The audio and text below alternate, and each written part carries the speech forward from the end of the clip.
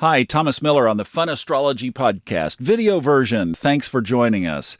Let's take a look at the chart today. We have the moon basically has moved into Pisces. That's the one movement today, is we now have a Piscean moon. This configuration in the morning sky is still very much in place, so if you didn't catch it yesterday, great day to catch it again today if you're hearing this early enough. The moon will be pulling away from this from today forward. So if you can catch it today, great. If not, the moon is not going to be as brilliant right there together, but it is spectacular in the pre-morning sky because here we're talking about the sunrise point. Mercury is our oracle planet. Again, today we've been talking about that. Kind of the messenger, the setting the tone of the day. Mercury as the messenger, oracle planet of the day. Now, on the audio podcast, we talked about a listener question who was asking when in the next several months would be a good time to start an LLC. This brings us to electional astrology, the whole concept of when is the best time, according to the chart, to do something. So I thought I would show you a couple of things here that might make that whole conversation on the audio version make a lot more sense. In ancient astrology, which this derives from, you have two different things. First of all, is it a daytime chart or a nighttime chart? And the way that they determine that is anything prior to that position right there, 0 degrees 39 minutes, was a nighttime chart. And anything after that is a daytime chart. And that was the determinant, was the ascendant point. Depending on which one of those it is. Jupiter and Venus are the two benefic planets, and Jupiter is more benefic in a nighttime chart, Venus is more benefic in a daytime chart, and then you have the two malefics, Saturn and Mars, and their most malefic is based on daytime or nighttime. Now that gets to when you're really dialing the election in, not so much when you're talking broadly. So I don't want to get into the weeds of that because then you're going, oh, wait a minute, I got to write all this down and then I have to memorize it. So when we just think about how do we handle that then, if we're looking at some of the best times that we need to be focusing on this, and I'm going to be including it in the podcasts more broadly, not as specific. But the person who asked the question about the LLC should really get a reading to dial this in because broad is not going to be good enough.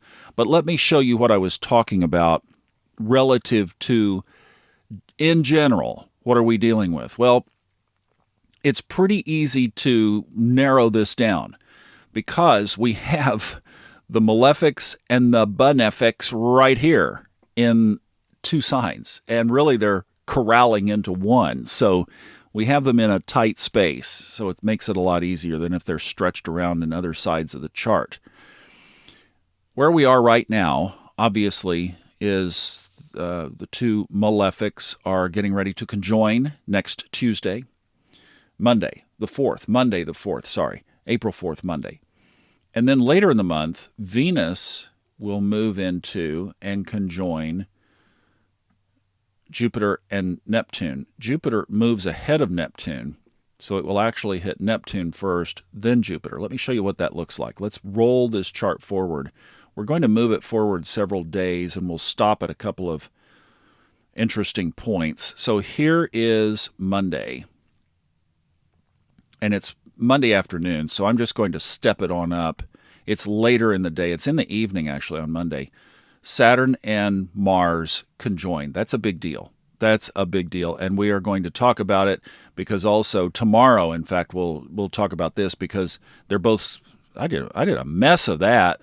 Wow, I messed that up really bad. Let me get rid of that. Hang on just a second. Let's do a take two on that. All right, there's the conjunction next week. And when they do, it will be square to the nodes of the moon. That's what I was trying to show you. Hey, it just rolls, right? So then we keep marching on, and here's basically where I think we need to spend most of our time. Actually, from an electional standpoint, this is your tipping point decision factor right here. On April 14th, Mars is at 29 degrees in Aquarius. And after that point, it moves on into Pisces, the same sign as the benefics. So if you were going to set something up, do you want to do it when Mars is in the Aquarius energy at 29, which means that it's more muted?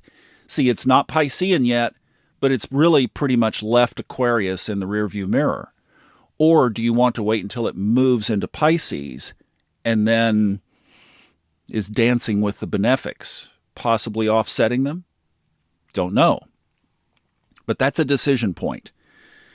I would have to really look at that if I were in the position of setting something up. Would I want to get it done by the 14th, by the evening of the 14th? Very likely, probably would. But like I said, there are many considerations to this technique. All right, if we keep moving forward then, I'll show you the Venus conjoins Neptune. Keep just ticking it along here. Past it. There we go.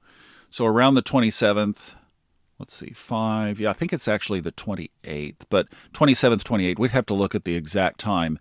But there would be the conjunction of Venus and Neptune. And see, Mars is at 9 degrees already at that point. So Mars is moving pretty quickly. And then, as we step it forward, those will get out of the way. Let's get rid of that. And we step it forward to here. The 28th, I believe, is what it... Nope. Right there. We'll take that. April 30th. Then you have the two benefics conjoined in the sign that is ruled by one of them. Co-ruled. Because Venus is the... Jupiter is the ancient ruler of Pisces. That's a very benefic time, obviously. But, cue the Darth Vader music. We have Mars in there as well. So with electional astrology, that would be one big consideration. The other is, and this is where it gets important, because the angular houses, so the first house, the fourth house, the seventh house, and the 10th house, are the most activated houses. Angular, succedent, cadent. So the way that the zodiacal order goes is you start with the first house is an angular house, and then the second is succedent, cadent. So basically, and then that pattern repeats. So basically what this is the prime energy is in that first house, the angular houses, 1, 4, 7, 10. And then the energy subsides, and for electional astrology, the cadent energy is kind of the staging energy of the next move, but it's also the end of the sequence. So it's a really good place to stick, if you will, stuff the malefics, if you can, into a cadent house, especially if you can have the benefics in an angular house. So see, if we go back to, I know I'm probably confusing you, but this is how the technique works.